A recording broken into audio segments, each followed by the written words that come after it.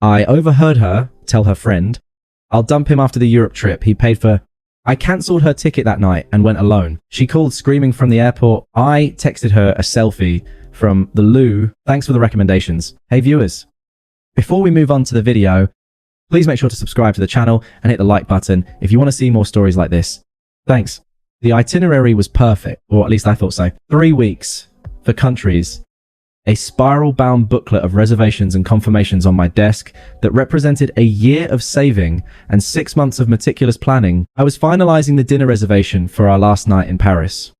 A tiny romantic place she'd pinned on Pinterest months ago, when her laughter bubbled in from the living room. I told her I was on a final pre-trip video call with my team, mic muted.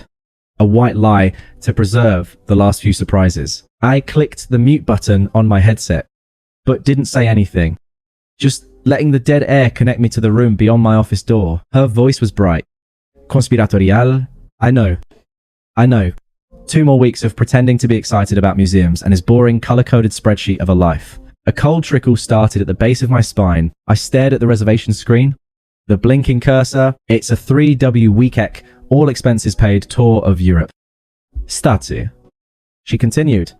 The smile audible in her voice. First-class hotels, flights. The works. I'm not an idiot. I've earned this. Earned this. The words hung in the air. I'd picked up extra freelance projects. I'd skipped a guy's trip to Vegas. I'd earned this for us. Stacy's muffled voice came through the phone speaker. I couldn't make out the words. Just the questioning tone. The second we land back home, done. My girlfriend Sarah said, a note of finality there that I'd never heard directed at me. I've already got my stuff semi-act at my mum's. He's so clueless.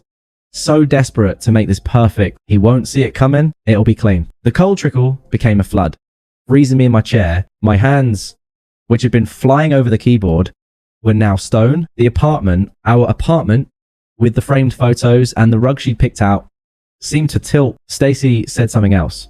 God? No.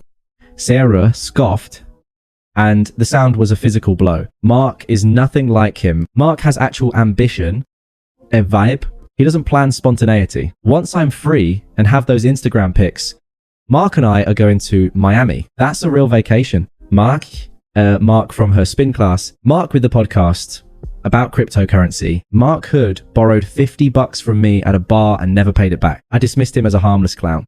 A memory flash-fired in the icy void of my mind. Last year, when she'd been crying over maxed out credit cards from her shopping, the interest swallowing her whole, I'd taken on a brutal 3-month website overhaul for a terrible client. The payoff cleared her debt. You saved me, she'd whispered, tears on my shirt. I'll never forget this. I'd felt like a knight, a provider. Now the words replayed with a new grotesque subtitle.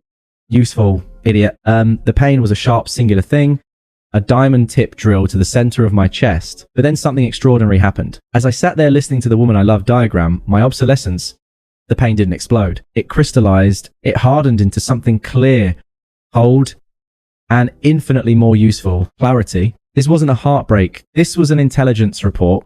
She had presented her strategy, her timeline, and her exit plan. My role was to be the unwitting fun, the final chore in her project plan before moving on to the more exciting client. Mark, anger tried to flare. A hot red wave urging me to kick the door open, to scream, to demand, but it sputtered against the ice. Confrontation was what she expected from a clueless man. It would be messy, emotional, and ultimately a negotiation. It would give her power, a chance to spin, to lie, to play the victim. It would be part of her drama. I didn't want drama. I wanted justice. No, not even justice. I wanted a correction, an administrative correction to a monumental accounting error. Me. I took a breath that felt like the first one. My fingers, which had been locked, flexed. I looked at the reservation screen. I looked at the spiral-bound booklet, my work, my money, my dream trip. A new plan began to form. Not a plan of emotion, but of logistics. It was clean, but it's easy and utterly silent. I reached for the mouse. I unmuted my headset mic. Yeah, mic. I think that's the last of it. I said, my voice remarkably steady, pitch to carry. Thanks for the late night. See you tomorrow. I heard a swift rustling movement from the living room. The quick, guilty end of a phone call. Okay. Bye. She chirped to Stacy. I stood up, my legs steady, and opened the office door. She was on the couch, phone face down, a magazine suddenly in her hands. She looked up, and her smile was a masterpiece of performative affection. It made me want to laugh. How had I never seen the seams? All done with work stuff, she asked. Her voice sweet. All done? I said. Walking over, I leaned down and kissed her forehead. Her body was tense for a half second before relaxing, just finalizing the last few surprises for the trip. Her eyes lit up, and for a heartbreaking moment, it looked real. I can't wait. It's all I've been thinking about. I just bet it is. I thought, mine, too. I said, smiling back. It was a perfect mirror of her own expression. The smile of a man who had a wonderful color-coded future ahead of him. The smile of a man who saw nothing at all. I'm going to turn in early. I said, stretching. Big day tomorrow. Last-minute stuff to sort. Of course, Barbe, she said, returning to her magazine. Sleep tight. I walked down the hall to our bedroom. Our bedroom for 2 more weeks. According to her schedule, I closed the door softly. The smile evaporated from my face, leaving a placid, neutral calm. I opened my laptop, the glow illuminating the room. I navigated to the airline's website, clicked Manage Booking, and entered the confirmation number. The first step was always the hardest. My finger hovered over the mouse. Then I clicked Cancel Passenger Sarah Wilkins. A dialogue box popped up. Are you sure? I was, for the first time in a long time, I was completely, absolutely sure. I selected the reason, change of plans. The next few hours were the most focused of my life. With the bedroom door closed, the only sounds were the whisper of my laptop fan and the distant hum of the city through the window. Sarah was watching a reality show in the living room. Her occasional laugh. A jarring counterpoint to my silent mission. It felt less like revenge and more like archaeology. I was carefully excavating my own life, my own resources, from the ruin of a relationship that had already been declared a dead site by its other occupant. Step 1. Transportation. Her ticket was already cancelled. I applied the credit to my own return flight, upgrading it to an exit row for comfort. Then I went to the train reservations, the high-speed rail from Paris to Amsterdam, the scenic route through the Alps. On the B1, I edited each booking. Passenger 2 was removed, the price adjusted downward, refunds were applicable, pinged back to my card, a small satisfying chime of digital karma. Step 2. Accommodation. The hotels were next, a charming boutique place in Paris with a view of Saint-Chapelle, the Canal House Hotel in Amsterdam, the Hillside Villa in Italy with the terrace sheet specifically saved on Instagram. Log in, manage booking, change from 1 room. 2 adults to 1 room. 1 adult. Some charged a small fee. I paid it without a blink. It was the cost of freedom. For the ones with non-refundable deposits, I simply changed the name on the reservation to mine alone. She could argue at the front desk all she wanted. Her name wasn't in the system. Step 3. Experiences. The cooking class in Tuscany, the private guided tour of the Van Gogh Museum, the sunset gondola ride in Venice. I cancelled her spots. In some cases, this freed up a time slot. I booked it. Step 4. Finance. I logged into our shared trip account, a separate savings pot I'd set up. I transferred exactly 50% of the remaining balance back to my personal savings. It wasn't vindictive. It was mathematical. She had forfeited her share the moment she decided this was a transaction, not a pilgrimage. I left enough in the joint account to cover my single occupancy costs. Finally, I opened a blank document. I typed a clean new itinerary, my itinerary. I printed it. The warm paper whispering out of the printer. I placed it in the center of the kitchen counter next to the fruit bowl. Un décoy.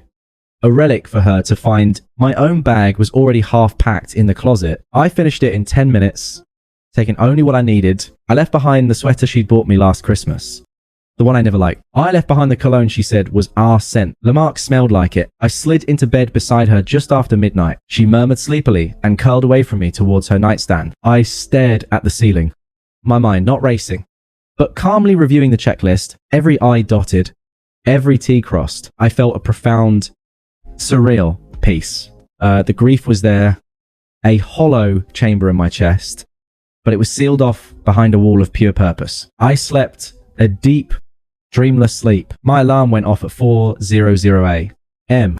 Our flight was at 11:00, but I told her I wanted to get to the airport early to handle some last-minute lounge pass thing. She groaned.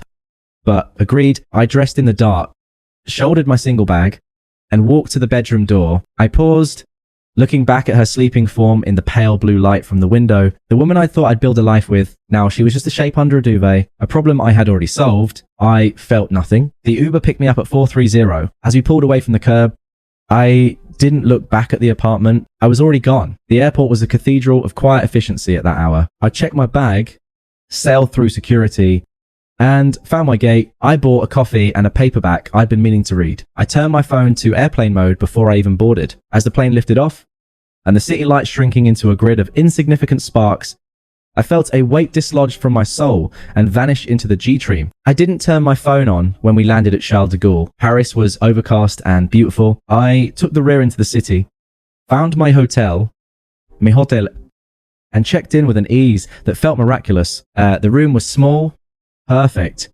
and mine alone. I dropped my bag and went walking. It was late afternoon when I finally powered on my phone. It chimed and vibrated for a full minute. Afrantic. Dying insect. Dozens of missed calls. A torrent of texts escalating in panic and fury. I scanned them without opening. Where are you? The Uber's here. At the airport. Where are you? They say, my ticket is invalid. What did you do? Answer your phone. You psychopath. I'm at the check-in desk. They say, I'm not in the system. I sipped my espresso at a corner cafe table, watching Parisians stride past with their baguettes and purposeful indifference. I felt aligned with them. I was just a man at a cafe watching the world go by. The phone rang again. Sarah, I let it go to voicemail. It rang again immediately. On the third ring, I took a breath, tapped the green button, and held the phone to my ear without speaking. The sound that came through was not a voice, but a shattered vase of noise, screams, airport announcements, and ragged, hyperventilating sobs. What did you do? She shrieked. The words distorted by fury and a terrible public humiliation. The airline says I have no ticket. They're looking at me like I'm insane. The hotels, I called the first one as a backup. They said the reservation's only for you. Where are you? I let the static and the scream hang in the Parisian air for a beat. I took another slow sip of my coffee. It was excellent. I'm in Paris. I said, my voice flat, calm. A stone dropped into her whirlpool of chaos. You should probably call Mark. Maybe he can book you something. He has ambition, a vibe. I ended the call. I didn't slam the phone down. I just tapped the red button and set it gently on the wrought iron table. The silence that followed was the most luxurious sound I'd ever heard. I finished my coffee, paid, and left a €2 coin on the saucer. The plan for the next day was the LOF. It had been her idea. Of course, she talked for weeks about the winged victory, the Venus de Milo. Making a cute video for TikTok in front of the pyramid. I went for myself. I spent hours getting gloriously lost. I stood before canvases that had survived centuries and felt my own small drama shrink to its proper microscopic size. In the den wing, I finally found her. The Mona Lisa was smaller than I'd imagined. Shielded behind glass and a respectful crowd. She was enigmatic. Quiet. Her smile, knowing it was a smile that had seen every kind of betrayal, every human folly, and had simply chosen to keep her own counsel. I felt a kinship with her in that moment. I turned, raised my phone, and took a selfie, just me with a faint, inscrutable smile over my shoulder. The lighting was perfect. I looked well rested, at peace myself. I opened my texts, scrolled past the cascade of red notifications from her number. I selected the photo. I typed the caption, not to hurt, not to gloat, but to state a simple, elegant truth. The final line of the report, thanks for the recommendations. The art is breathtaking when you're actually seeing it for yourself. I hit send, then, before any response could bubble up, I went into my settings. I blocked her number. The action felt ceremonial, a laying down of a burden. As an afterthought, I opened Instagram, an app one rarely used. I posted the same photo, not tag, no location, just the picture, the caption perspective. Then I logged out. I didn't need to see the comments. I didn't need to witness the social fallout, but I knew it would happen. Stacy would see it. Their other friends would see it. They'd see my calm face in Paris. And they'd remember Sarah hysterics from the airport. The story she'd inevitably tried to spin, the math wouldn't add up for them anymore. The narrative of the clueless boyfriend would crumble under the weight of a single tranquille, unanswerable selfie, karma. I was learning wasn't a lightning bolt. It was a quiet, inevitable process of cause and effect. She had planted the seed of betrayal with cold calculation. I had simply chosen not to water it. I had simply walked out of the garden and into the sun, walking back to my hotel along the Seine. The evening light painting the stone buildings gold. I realized I wasn't thinking about her at all. I was thinking about what I wanted for dinner. I was thinking about the train to Amsterdam tomorrow. I was, for the first time in years, thinking only about what I wanted. The silence wasn't empty. It was full of possibility. Amsterdam was a dream of water and light. I learnt to bike without hands along the canals, ate stroke waffles warm from the market, and spent a whole afternoon in a single bookstore talking to the owner about obscure 20th century novels. The ghost of Sarah's voice, boring, color-coded spreadsheet of a life, would occasionally whisper, but it had no power here. My life, it turned out, wasn't a spreadsheet. It was a blank page. And I was writing in pen. My phone was a tool for maps and camera use. Notifications were off. But a week into the trip, as I was packing my small bag for the train to Switzerland, I saw a voicemail from a number I didn't recognize, but whose area code I knew. It was Stacy. A part of me wanted to delete it, but another part, a color, more curious part, wanted to hear the official spin. I put in my earbuds and pressed play. Hey, it's Stacy. Her voice was strained, a poor imitation of warmth. Look, I know you're probably having your moment over there, but you need to call Sarah. What you did was, it was cruel. You humiliated her in public. She's a mess. She's crying all the time. And Mark, total loser. Obviously, he ghosted her the day after the airport thing, so she gets it. Okay, she made a mistake, but what you did, that's a character thing. You can't just vanish like that with someone's trip. It's psychotics. Be the bigger man. Call her. I stood in the middle of my pristine hotel room, my folded shirt in my hand. I looked out the window at the gabled rooftops. I didn't feel anger at Stacy. I felt a distant pity. She was a loyal soldier in a pointless army, reciting propaganda she only half believed. I called the number back. It rang once. Hello. Stacy's voice was sharp, expecting Sarah. Stacy. It's me. A pause, then a rush of breath. Oh. Okay. Good. Are you ready to be reasonable? I'm looking at the Alps from my train window. I said, my voice even. The train wasn't moving yet, but the Alps were on the horizon. The truth was close enough. They've been here for millions of years. They've seen empires rise and fall. Do you think they care about airport drama? What? Don't be a pretentious ass. This is about a real person you claim to love. Who is? I interrupted. The statement floating out clear and weightless. I don't care. Have a nice life. Stacy. I ended the call. I blocked that number. 2. The action was becoming habit forming. Liberating. I finished packing, the encounter already fading, less significant than choosing which socks to bring. The Alps were not a disappointment. Hiking alone with only the crunch of my boots and the distant clank of cowbells for company, I felt my mind stretch and quiet in a way it never had. One evening, in a rustic lodge, I checked my email. Amidst travel confirmations was one with the subject line, a mother's plate. It was from Linda, Sarah's mum. I skimmed it. I never wanted to get involved, but my daughter is shattered. What you did was calculated and cold. She sees now how wrong she was, how much she took you for granted. She's crying every day. Real tears of regret. You loved her once. I saw it. Can't you find it in your heart to forgive? She's sorry. True remorse deserves a chance. Please call her.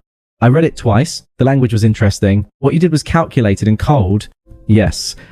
It was a response in kind. Real tears of regret. Regret for what? For getting caught. For her plan failing. For losing the trip. Not the man. I felt nothing. No swell of righteousness. No flicker of old affection. Just the clear, certain knowledge that responding would be an act of re-engagement. It would pull me back into their emotional orbit. Their drama. I was in a different gravitational field now. I didn't draft the reply. I didn't rage. I selected the email and clicked delete. Then I went to the lodge's common room and spent the evening learning how to play jazz from a retired Swiss school teacher. I laughed more that night than I had in the previous year. The trip ended. I came home tanned, 5, lighter, and mentally renovated. I'd given up the apartment lease from abroad. A simple email to the landlord with a penalty payment. My things, what few I wanted, were in a storage unit. I'd rented a clean, modern 1-bedroom in a different part of the city. close to a park where I'd started running in the mornings. Life was simple. It was mine. The encounter happened on a bright Saturday morning. 2 months later, I was in the produce section of the upscale grocery store near my new place, debating the ripeness of an avocado. I felt a stare, the kind that carries weight. I looked up. Sarah was at the end of the aisle, clutching a handbasket. She looked diminished, not ill, but fright. Her hair was pulled back in a haphazard ponytail. Her eyes held a permanent, anxious tension. The vibrant, performative confidence she'd always worn was gone, replaced by a kind of nervous exhaustion. She was staring at me as if I were a ghost or a mirage. I held her gaze for a second, then looked back at the avocado. I gave it a gentle squeeze. Perfect. When I looked up again, she was walking toward me, her steps hesitant. She stopped a few feet away, her basket trembling slightly. "Hi," she said. Her voice was small, stripped of all its former musicality. "Hello," I said, placing the avocado in my cart. I see you." She swallowed. "You look good. Really good. Thanks," I said, moving my cart slightly to let another shopper pass. I was polite, unhurried. She took a shaky breath. "I've been in hell. Ariel hell. I miss you. I missed us. What we had. Can we just talk? Even just coffee. No expectations. I need you to know how sorry I am. It's all I think about." I finally looked at her fully. I searched my feelings, scanning for the old ache, the anger, the love. There was nothing, just a faint anthropological curiosity. Here was a person who had once been the center of my universe. Now, she was a mildly inconvenient acquaintance in the grocery store. I offered a small, polite smile, the kind you give a cashier or a stranger who asks for the time. "I'm sorry. I'm in a bit of a rush," I said, my tone carrying a mild, genuine apology for the rush, but none for her. Her face crumpled just for a second before she stilled it. "Please, 5 minutes." I glanced past her down the length of the gleaming aisle. "Actually," I said, my voice calm, detached, "I think the line is shorter over there." I nodded toward the express lanes. "Take care." Sarah. I didn't wait for a response. I turned my cart and walked away. I didn't feel a need for a final cutting line. There was no power in hurting her. The power was in the absolute unassailable lack of impact she had. I didn't look back. I didn't wonder what expression was on her face. I didn't hurry my pace. I wheeled my cart to the shorter line as I'd said I would. I unloaded my groceries, the avocado, some fresh fish, lemons, asparagus, healthy, simple food for one. As the cashier scanned my items, I realized what the feeling was. It wasn't victory. It wasn't even satisfaction. It was silence, a deep internal silence, the kind where you can hear your own thoughts clearly without static, without the frantic, desperate background noise of someone else's narrative. I paid, collected my bags, and walked out into the bright sun. I thought about the steak I would grill for dinner. I thought about the book I was reading. I thought about the quiet of my own apartment. I didn't think about her at all. She had become what she'd always secretly believed me to be. Irrelevant. The difference was I didn't have to say it. I just lived it. And living, I had discovered, was more than enough. Thanks for watching. Make sure to subscribe to the channel and hit the like button. What do you think about this story? Share it in the comments.